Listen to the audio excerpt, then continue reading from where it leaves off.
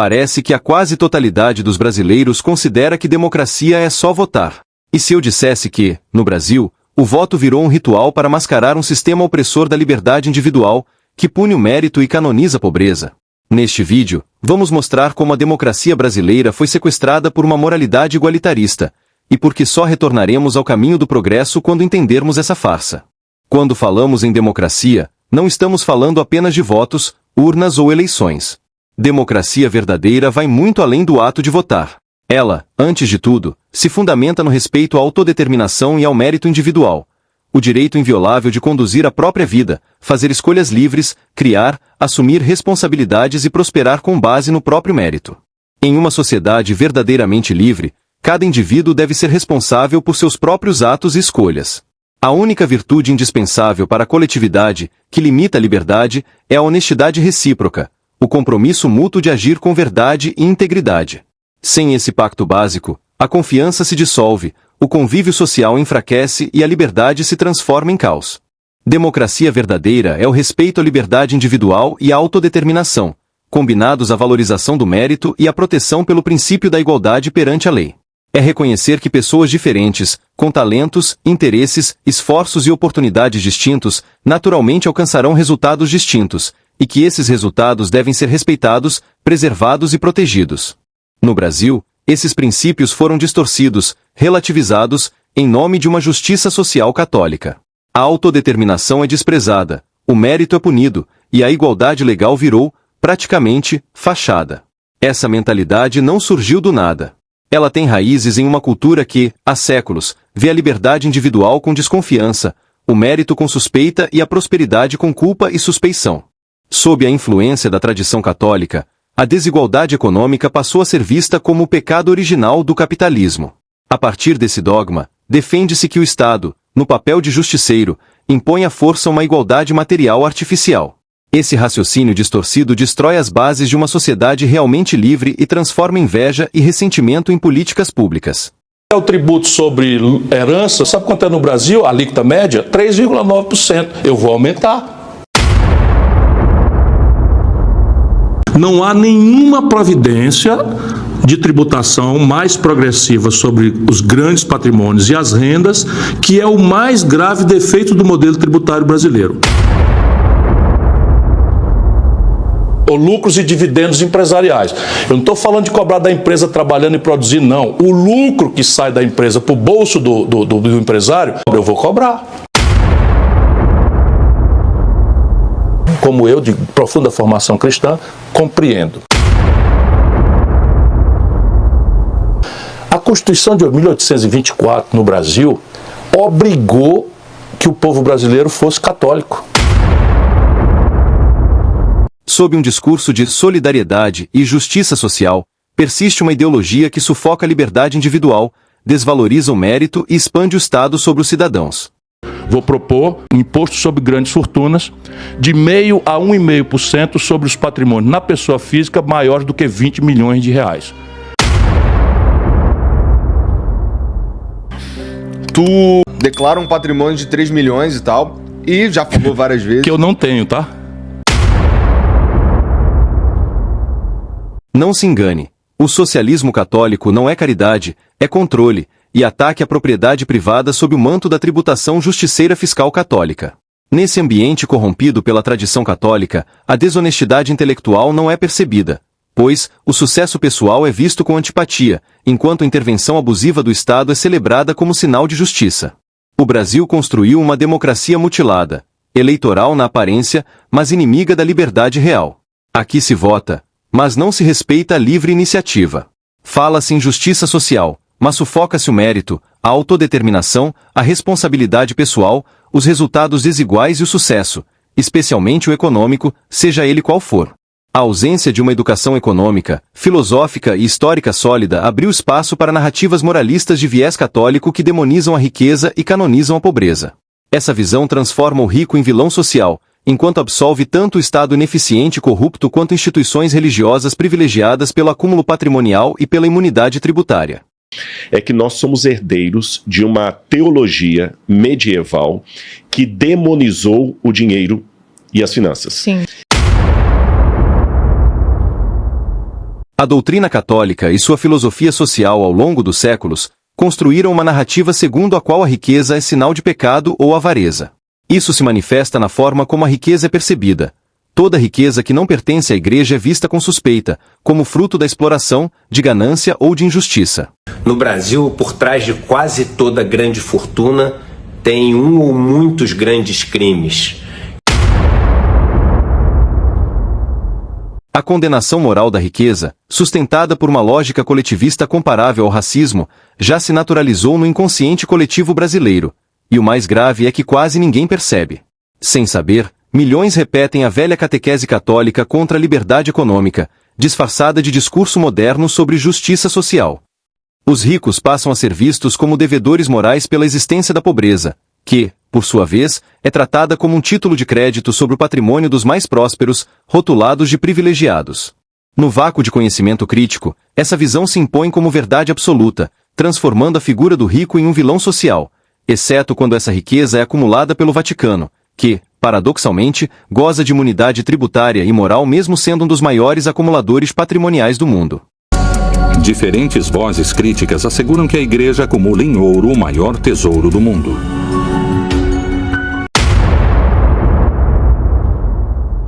Essa contradição raramente é percebida, pois a Igreja se apresenta como uma entidade espiritual, não como uma corporação material, o que ofusca seu real poder econômico e político. Assim, a ignorância popular sobre economia e princípios democráticos é alimentada por essa fé institucionalizada que canoniza a pobreza e demoniza o lucro, criando uma cultura hostil ao capitalismo, ao empreendedorismo e à prosperidade privada. Nesse ambiente, qualquer tentativa de defender a liberdade econômica, a propriedade privada ou o direito de enriquecer honestamente é imediatamente associada ao egoísmo avarento, à imoralidade ou à falta de compaixão, mesmo que tais ideias estejam na base das nações mais prósperas do planeta. A consequência é um ciclo vicioso, ignorância alimentando dogma, dogma perpetuando pobreza, tudo sob aparência de virtude.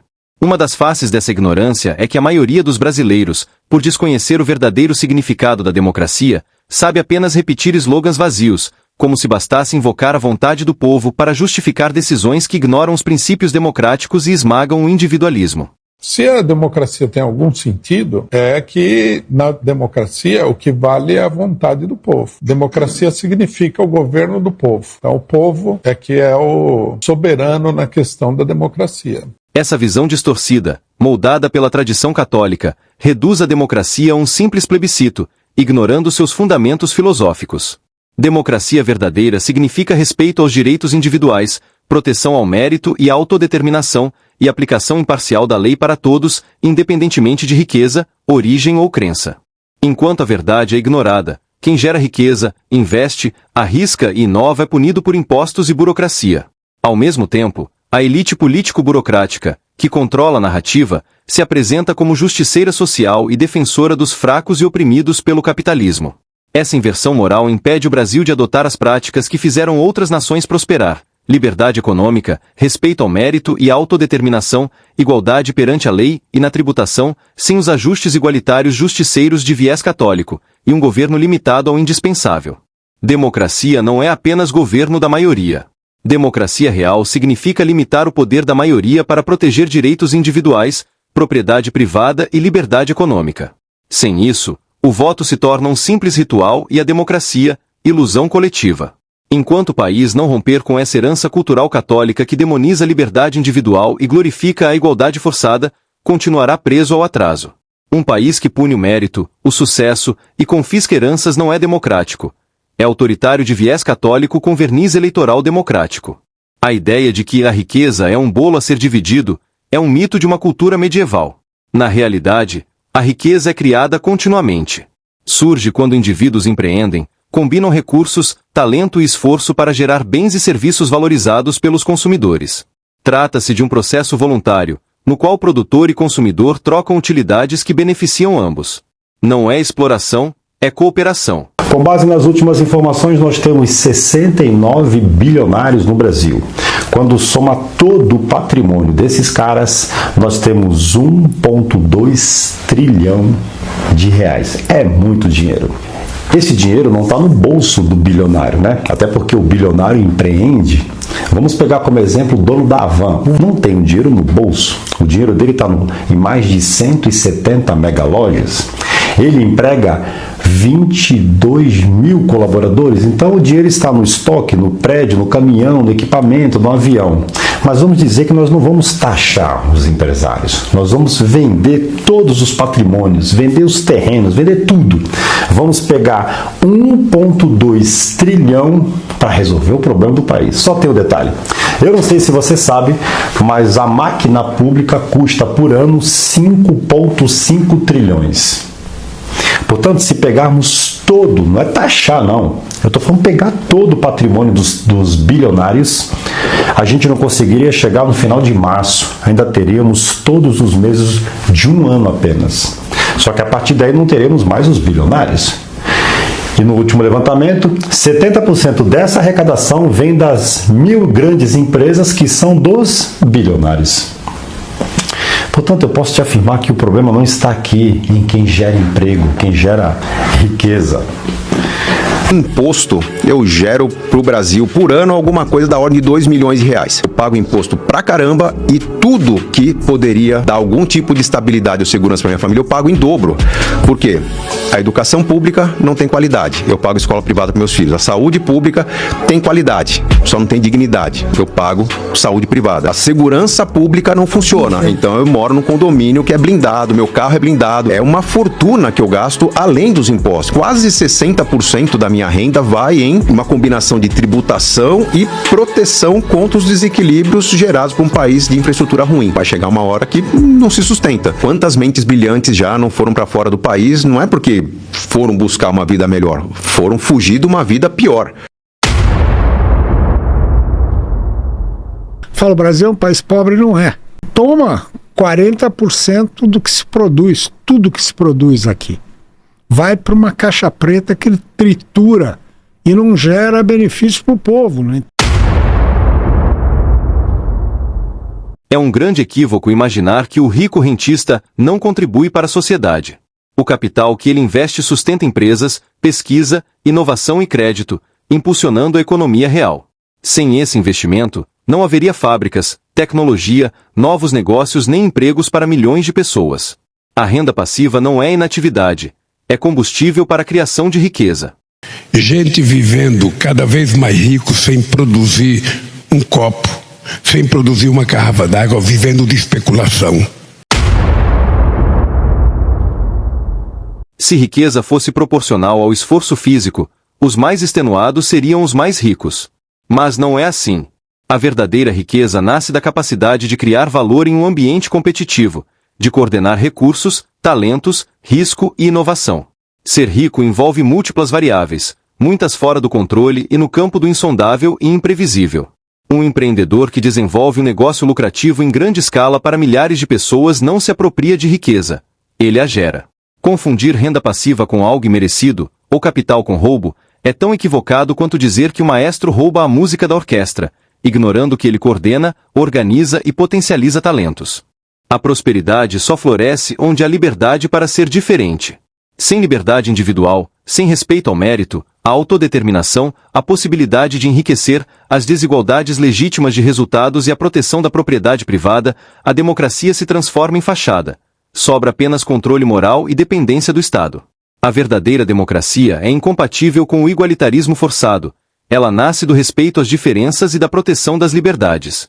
O Brasil precisa escolher entre continuar nesse teatro eleitoral infantil ou construir uma democracia verdadeira adulta. Uma democracia de cidadãos livres, iguais apenas perante a lei, com estímulo à responsabilidade pelo próprio destino. O sistema capitalista verdadeiramente democrático faz do trabalho uma via de ascensão, de autonomia, de escolha. O trabalhador não é escravo do sistema, ele é parte ativa de uma rede voluntária de trocas, onde talento, esforço e responsabilidade geram resultados não, necessariamente, iguais. O que dignifica não é apenas o trabalho em si, mas a liberdade de escolher trabalhar, crescer, empreender ou inovar. O verdadeiro problema do Brasil não está em um suposto capitalismo selvagem, mas na escravidão estatal de viés católico. A maioria dos progressistas, e até muitos que se dizem liberais, não enxerga ou não quer enxergar. Hoje, quem realmente aprisiona as pessoas são governos hipertrofiados, impostos abusivos, burocracia sufocante, monopólios estatais, ineficiência crônica, corrupção institucionalizada, um sistema educacional público falido e uma mídia comprada com dinheiro público.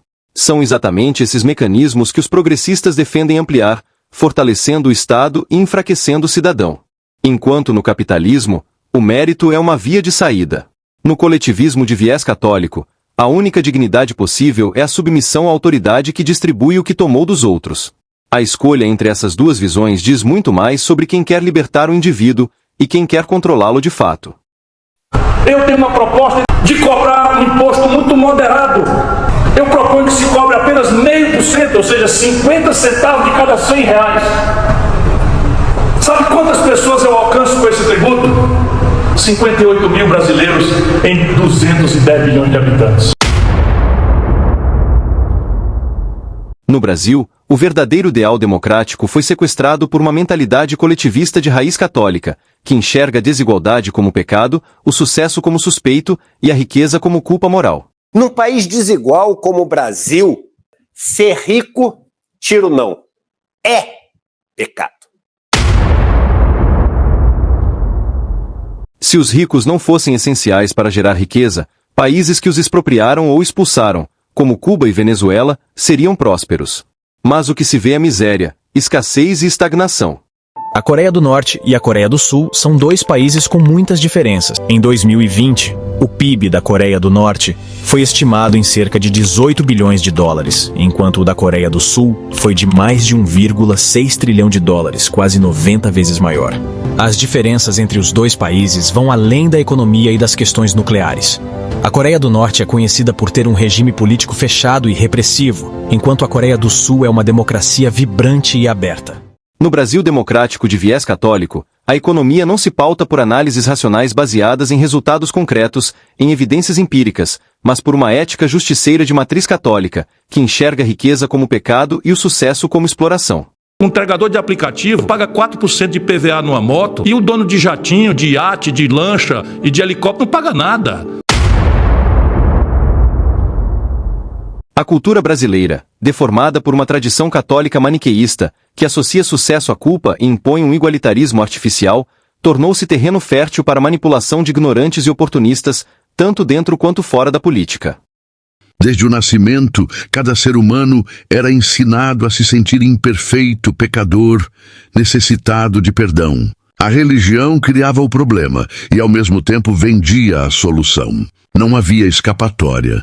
Só a instituição poderia oferecer a redenção, sempre em troca de devoção, rituais e, muitas vezes, recursos financeiros. Esse ciclo se sustentava não apenas pelo medo ou pela esperança, mas pela criação de dependência. Os manipuladores exploram a inveja, o ressentimento contra o capitalismo e as personalidades dissociais de viés sádico para conquistar simpatia e votos. Você já deve ter ouvido falar aquela expressão pobre de direita. Por que ele defende o cara que deveria ser adversário, até inimigo dele? Fazem isso por meio de discursos hostis à riqueza, ao mérito, à autodeterminação e a qualquer forma legítima de sucesso. No sistema capitalista só existe um objetivo, de todas as empresas: lucro. Ponto. Acabou. Beleza, a gente não vai viver num socialismo, eu adoraria. Essa mentalidade não só bloqueia o crescimento e desestimula investimentos, como também perpetua a dependência do Estado e a manutenção do status quo. Quer dizer, o que deu errado? Por que a América Latina ficou para trás? Por que o Brasil ficou para trás? Mas como? O governo deu tanto dinheiro para investimento, subsidiou tanto investimento e a taxa de retorno das empresas caiu? Então, a vida é mais complicada do que parece.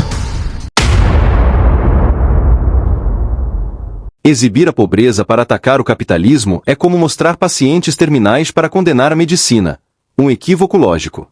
É culpar a medicina pela existência da morte e por não curar tudo e todos, ignorando seus avanços e benefícios reais. Os resultados que tem, empíricos, vão na contramão do que esse grupo de pessoas acha que funciona. No capitalismo, a pobreza é ponto de partida. No socialismo, ponto de chegada. A doutrina social católica, impregnada de moralismo econômico, trata a desigualdade como um pecado original do capitalismo, a ser expiado pela intervenção estatal. Na prática, esse modelo ignora os mecanismos impessoais do mercado, mina a liberdade individual e corrói a verdadeira democracia. Olha, é uma visão torta que você acha que esquerda é reduzir desigualdade, igualdade de oportunidade, um Estado que promova o bem-estar social, mas quando você olha no detalhe, acaba promovendo o velho patrimonialismo em grande medida. O chamado pecado original da desigualdade econômica no capitalismo parte da premissa de que ele carrega, desde a origem, uma falha moral: gerar diferenças de renda e riqueza entre indivíduos. A partir dessa visão, o combate à desigualdade passa a ser tratado como prioridade absoluta, mesmo que, para isso, seja preciso restringir mérito, autodeterminação, liberdade econômica e propriedade privada.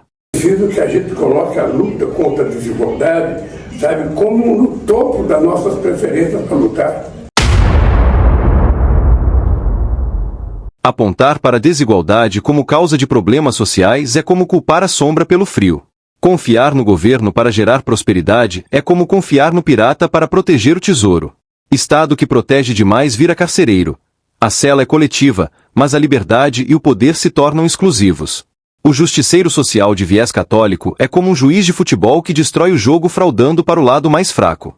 Acabar com a desigualdade matando o sucesso é como apagar a luz para todos enxergarem igual na escuridão. Em outras palavras, nessa lógica crítica, qualquer medida se torna legítima se reduzir diferenças materiais, ainda que isso implique reduzir a autonomia das pessoas e corroer a democracia. Entendeu? O Hayek tem uma frase maravilhosa. Ele diz assim: o trabalho curioso da economia é ensinar ao planejador central, né, ao governo, o quão pouco ele sabe sobre aquilo que ele imagina que ele pode planejar. Em síntese, muita gente vê o capitalismo como pecador porque cria desigualdade. E, para corrigir esse pecado, deve-se aceitar restringir liberdades individuais em nome da igualdade. Essa mentalidade moralista sufoca o pensamento econômico baseado em evidências. O sucesso é condenado moralmente antes de ser analisado tecnicamente. Eu estou definido de que o rico tem que ir para o imposto de renda e que o pobre tem que ir para o orçamento da União. A pobreza no Brasil católico é romantizada, e a política econômica é guiada mais por ressentimento e doutrina católica do que por dados e resultados empíricos. Assim, o Brasil permanece preso a um ciclo de intervencionismo, baixa produtividade e populismo de viés católico, enquanto ignora os fundamentos que realmente geram prosperidade: liberdade econômica, responsabilidade individual, incentivo ao mérito, a autodeterminação, a inovação, a riqueza e respeito à propriedade privada, em síntese, aos verdadeiros princípios democráticos. Nesse contexto distorcido contra o valor do individualismo e da riqueza, os socialistas de viés católico, que dominam amplamente o debate público e as instituições, aproveitam o deslocamento da ideia de salvação do indivíduo perante Deus para sua forma de salvação coletiva administrada pelo Estado. E a política brasileira, ela ainda não é calcada sobre fatos, verdades, e o fisiologismo e a ideologia ainda são dominantes para uma parcela expressiva ainda da população. A busca pela salvação espiritual foi incorporada à política brasileira e convertida em uma promessa de justiça social terrena, na qual o Estado assume o papel de salvador, e os pecados do capitalismo, do lucro e da propriedade privada devem ser expiados por meio de tributos e políticas distributivas. Na política, esse mecanismo se mostrava ainda mais útil. Ao associar leis e governantes à vontade de Deus, qualquer oposição podia ser pintada como rebeldia espiritual. O poder religioso legitimava o poder político e, em troca, recebia proteção, privilégios e riquezas. Era uma aliança de conveniência que atravessou impérios e civilizações. Esse ciclo se sustentava não apenas pelo medo ou pela esperança, mas pela criação de dependência. A tradição católica, reinterpretada na política brasileira sob o verniz do socialismo, trocou a cruz pelo cartório, o confessionário pela repartição pública e a fé em Deus pela fé cega no Estado. E com isso, desprezou os princípios fundamentais democráticos e bloqueou a evolução econômica baseada na razão, na experiência e na liberdade. No Brasil católico, o direito de cada um escrever sua história é tratado como ameaça. O mérito é punido, a excelência sabotada, e a liberdade individual reduzida a uma permissão estatal. A igualdade perante a lei, pilar inegociável da democracia, é claramente violada no sistema tributário, sem que a maioria se incomode. Exemplos emblemáticos: progressividade na tributação de patrimônio e renda, ganho de capital e tributação confiscatória de herança. Falta indignação porque falta compreensão, moldada por uma cultura de submissão, onde o povo aceita os abusos institucionais como natural. Institucionalmente, as instituições são todas de esquerda.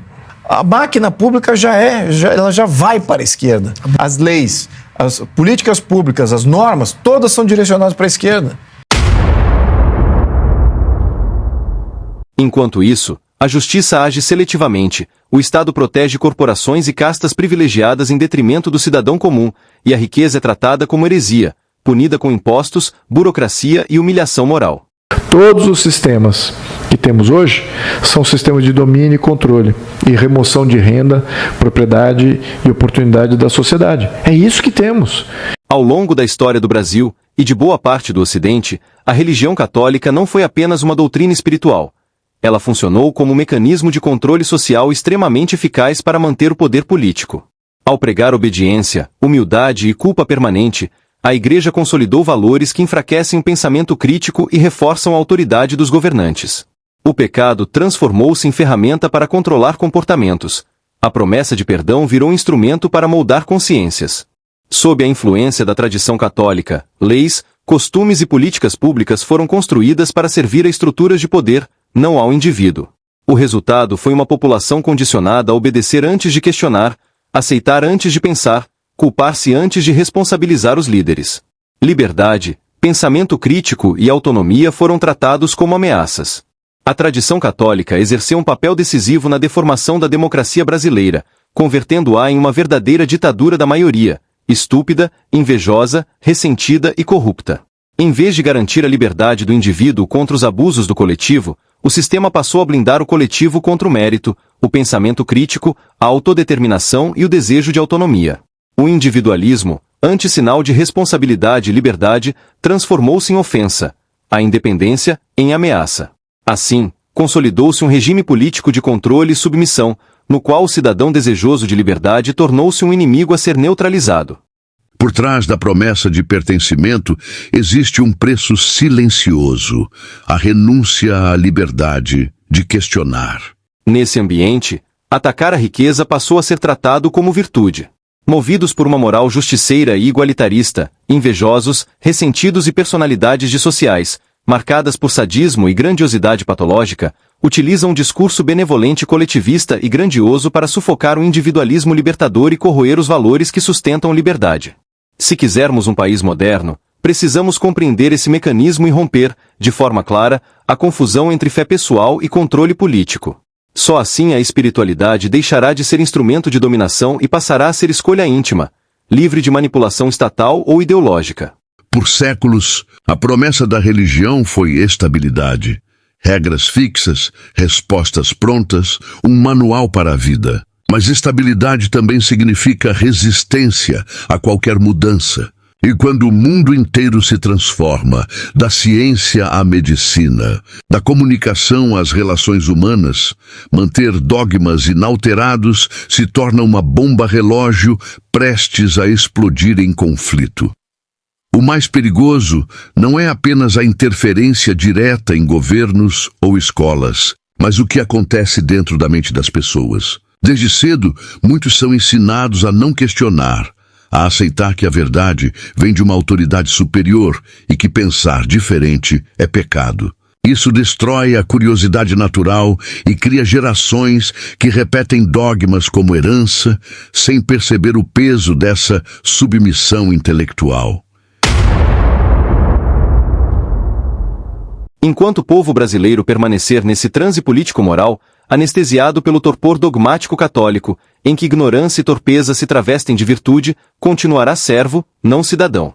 A democracia, reduzida a slogan vazio, seguirá funcionando como peça de marketing político e pretexto para o controle, não para a liberdade. Os pilares de uma democracia autêntica são claros. No Brasil, porém, não há democracia verdadeira, mas uma paródia, uma farsa democrática que serve à dominação disfarçada. A própria palavra democracia foi sequestrada, transformou-se em retórica moralista, discurso vazio de justiça social e instrumento de saque estatal, sobretudo contra quem produz e investe. O sistema tributário é prova viva dessa farsa democrática, perseguição legalizada, inspirada por uma moralidade ultrapassada que encara o sucesso com desconfiança e toda riqueza, fora do domínio da Igreja, como pecado. A justiça tributária genuína é a da igualdade perante a lei, sem submissão a critérios morais impostos pelo Estado para compensar supostas injustiças do mercado. Tratar desigualmente os desiguais para corrigir supostas distorções do livre mercado é, na prática, injustiça disfarçada de virtude. O resultado é um Estado inchado e parasitário, que ataca o mérito alheio sob o mantra hipócrita da justiça social, como se democracia fosse sinônimo de expropriação legal. Governo democrático para todos significa governo submetido à igualdade perante a lei, respeitando o individualismo, as circunstâncias, as oportunidades e as escolhas individuais. Democracia é garantir ao cidadão o direito de manter o que é seu, permitir que pais transmitam seu legado aos filhos sem o Estado se intrometer como herdeiro legítimo. É proteger mérito, esforço e dignidade para que cada um seja dono da própria história e dos próprios resultados. Um país que pune o sucesso com tributação progressiva sobre renda e patrimônio e confisca heranças não é democrático, é tirânico. A verdadeira igualdade perante a lei existe para impedir que inveja, ressentimento e sadismo se transformem em política de governo, mascarados pela benevolência, pela caridade forçada e pela justiça social, corroendo os alicerces do capitalismo e da liberdade individual. Precisa convencer as pessoas a destruírem tudo que o Estado faz. É que o que menos interessa é o país. O Estado Nacional deixa de existir. Então o que eu queria sugerir ao partido? Qualquer outra coisa, menos democracia. O que nós estamos fazendo é apenas uma reparação. Nós estamos falando que 141 mil brasileiros que ganham acima de 600, acima de R$1 milhão por ano, vão contribuir para que 10 milhões de pessoas não paguem imposto de renda. Mas vai permitir que o pobre possa comer um pouco de carne. Essa tirania se apoia numa moralidade perversa, herdada da doutrina católica, que historicamente enxergou a autodeterminação e a riqueza como ameaças, e o Estado como senhor absoluto incumbido de combatê-las sob o manto da justiça social. Democracia sem liberdade econômica não passa de servidão, piedosa no discurso, mas autoritária e persecutória na prática. A democracia brasileira é a crítica de Sócrates posta em prática. Privilegia a maioria medíocre e reprime os mais capazes, sustentada por uma moral que eleva a mediocridade a valor supremo. A meritocracia é difamada. A excelência, tratada como ameaça à justiça social. No Brasil católico, a democracia deixou de ser um espaço de liberdade para se tornar instrumento de coerção moral e material. Enquanto culturas que valorizam a autodeterminação, mérito e responsabilidade individual prosperam, o Brasil, preso à falsa moral católica, permanece um pária mundial com uma democracia transformada em uma paródia eleitoral. O voto virou um simples ritual e a democracia, ilusão coletiva. O que realmente atrasa o Brasil? O governo, o sistema, o povo, ou uma fé disfarçada de ideologia? Poucos percebem, mas a forma como o brasileiro pensa pobreza e riqueza tem raízes profundas no catolicismo.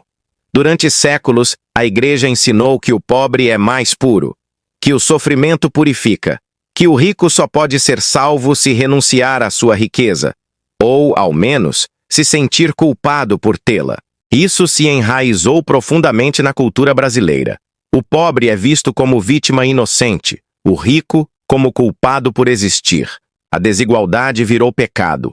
O mérito virou heresia. E qualquer tentativa de premiar o esforço é atacada como egoísmo. Mas o mais grave é que essa moralidade distorcida criou um falso redentor. O Estado. Um Estado que promete cuidar dos pobres, mas que os mantém presos à dependência. Um Estado que rouba pela corrupção, destrói pela burocracia e sabota pela ineficiência. Mas, como está vestido de justiça social, ninguém o questiona. Porque, afinal, dar esmola virou sinal de virtude. É aí que entra Karl Marx. Ele ofereceu à velha moral católica da pobreza um discurso científico, e ela adorou. O ódio ao lucro ganhou linguagem acadêmica. A inveja virou luta de classes, e a culpa dos fracassos, que deveria ser jogada sobre os governos, foi toda despejada nos ombros dos que prosperam. Enquanto países que celebram o mérito prosperam, o Brasil castiga quem se destaca. Enquanto o mundo avança com liberdade econômica, aqui ainda pregam que sofrer é bonito. Aqui, ser livre virou pecado e ser dependente uma virtude cristã. Quer saber por que o Brasil é atrasado? Porque ainda confunde bondade com fraqueza. Porque ainda prefere crucificar o mérito do que crucificar a mentira da justiça social. Porque idolatra Karl Marx e ainda se ajoelha diante do altar da pobreza sagrada. Está na hora de romper com essa fé disfarçada de política. Está na hora de tratar a liberdade como virtude e não como ameaça. Onde a virtude é medida pela carência, o sucesso vira heresia e o fracasso, sinal de pureza. O grande desafio dos progressistas de viés justiceiro católico é entender a realidade como ela é, não como gostaria que fosse. Muitos progressistas não conseguem enxergar ou não aceitam reconhecer a unicidade e o equilíbrio na diversidade.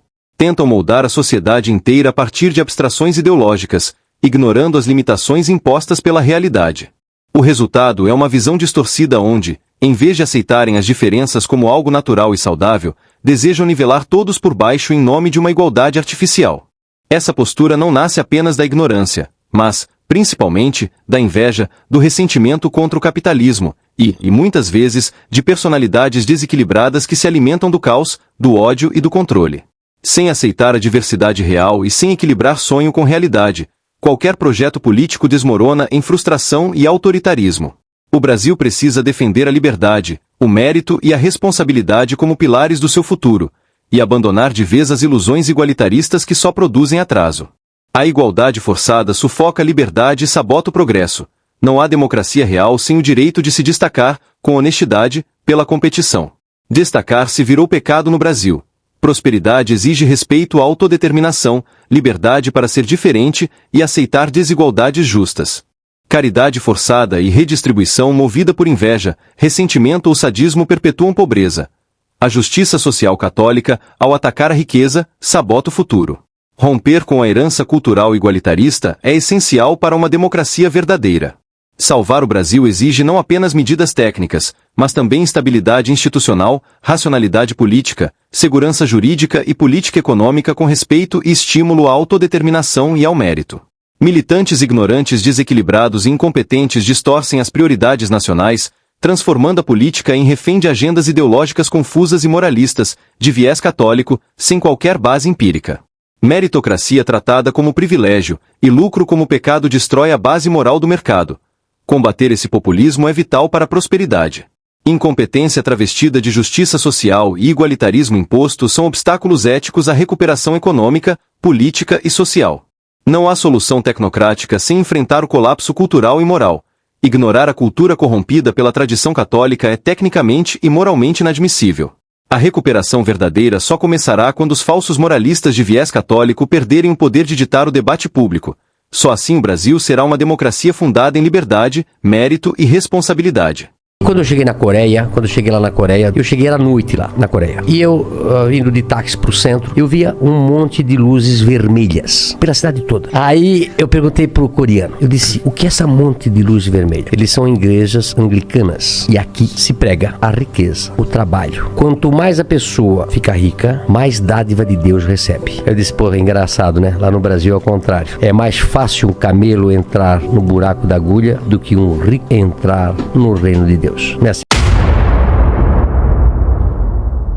Você normaliza isso, você permite isso, você aceita e você convive. Você começa a naturalizar aquilo, torna parte de você. Você se torna o cara de terceiro mundo. Nós somos pessoas de terceiro mundo, porque nós normalizamos o absurdo e nós aprendemos a conviver. Aí você cria ideologias e visões de mundo que você começa a romantizar. Ah, nós somos isso. Somos? Nós precisamos ser isso? É bom ser isso? Não tá saindo nada. Há um arranjo social que não funciona, que precisa ser curado urgentemente. Se essa mensagem doeu, é porque a verdade bateu. A religião política da Igreja Católica glorificou a fraqueza como virtude, não por compaixão, mas por estratégia. Ao exaltar os fracos que não têm coragem de se superar, ela os conquista. E, ao mesmo tempo, condena a força, o desejo de potência e a excelência, para que os fortes, tomados pela culpa, curvem a cabeça e se submetam. Para que rumo está indo a nossa sociedade? Os valores estão sendo invertidos, um olhar vira um estupro, uma piada um discurso de ódio e a corrupção vira o padrão. A gente acostumou tanto com desvios de caráter que quando estamos diante de uma virtude, ela vira digna de elogio. Como é que a gente chegou aqui? Em parte eu te digo, vestindo os vícios com um manto da moralidade. Usam esse manto há tanto tempo que às vezes nem percebem o erro. O socialismo, em sua versão brasileira de inspiração católica, é herdeiro direto dessa psicologia do ressentimento. O que antes era depositado no altar da igreja agora é projetado no altar do Estado. O socialista não busca justiça, busca redenção. Não busca liberdade, busca tutela. E não apenas por altruísmo, mas também por um impulso psicológico profundo, o desejo de se vingar da realidade que o frustra, punindo quem se destaca e exigindo que o mundo se curve ao seu vitimismo. O mesmo tipo humano, que Nietzsche criticou com dureza, que teme a responsabilidade da liberdade e inveja os que a exercem com vigor, trocou a cruz pelo cartaz, o confessionário pelo comício e a fé cega em dogmas religiosos pela fé cega em promessas estatais.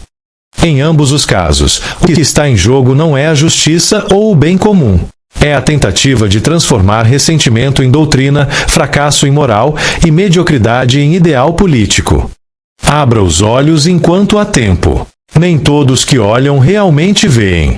É difícil, ou até inútil, tentar despertar a compreensão em quem não tem vontade e, ainda pior, tentar despertar a vontade em quem se recusa a compreender. Quem não ouve conselhos raramente enxerga o que está diante dos olhos. E nunca faltarão pessoas para incentivar a cegueira alheia. Muitos, para que possam ser, precisam que outros não sejam. Se você chegou até aqui, é porque este conteúdo fez sentido para você. Então, considere colaborar, inscreva-se no canal, deixe seu like e compartilhe este vídeo com quem também valoriza o pensamento crítico e a curiosidade intelectual, contribuindo para ampliar o alcance de ideias que realmente importam. Expor questões ocultas no aparente é fundamental para provocar reflexões, inspirar mudanças positivas e fazer os brasileiros despertarem do sono dogmático socialista católico. Espalhe essa voz enquanto ainda dá tempo. Superar esses desafios e alcançar um futuro justo e próspero requer afastamento da influência da moral hipócrita da religião política do Vaticano e da sua filosofia social arcaica. Não deixe de ver outros vídeos deste canal.